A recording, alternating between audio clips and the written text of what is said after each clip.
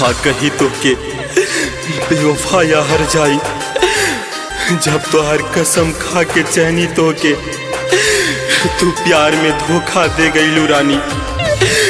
अरे हम समझनी की दुनिया के रीत ऐसने बा, दिल टूटे के गम सह जईबू रानी। रातन के नींद हम उड़ गईल हमारे। कैसन हालतिया में हम रहतनी, कैसन हालतिया में हम रहतनी, कैसन हालतिया में हम रहतनी। सपना समझी कबूल जईबू रानी, सपना समझी कबूल जईबू रानी।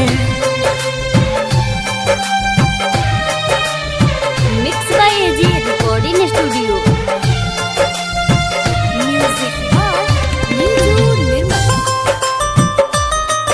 Produced by CPL DJ।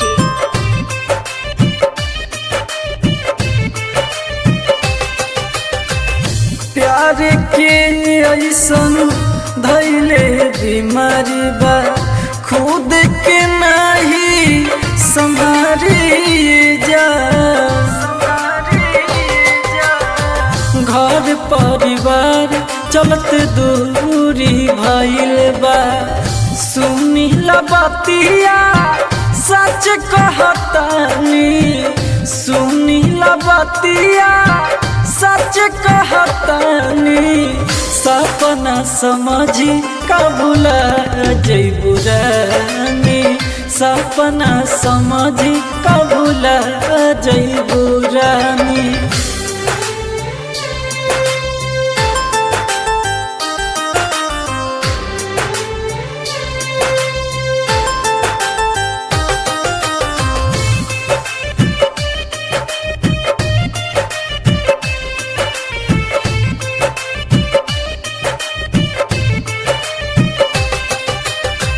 Pradeep प्रेमी तोहके दोषी न बनई है, राज राजधानी पूछे जा।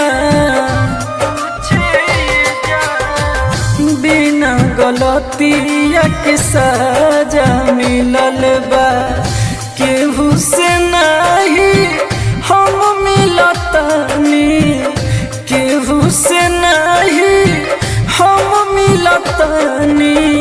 सपना समझी कबूल जईबू रानी, सपना समझी कबूल जईबू रानी।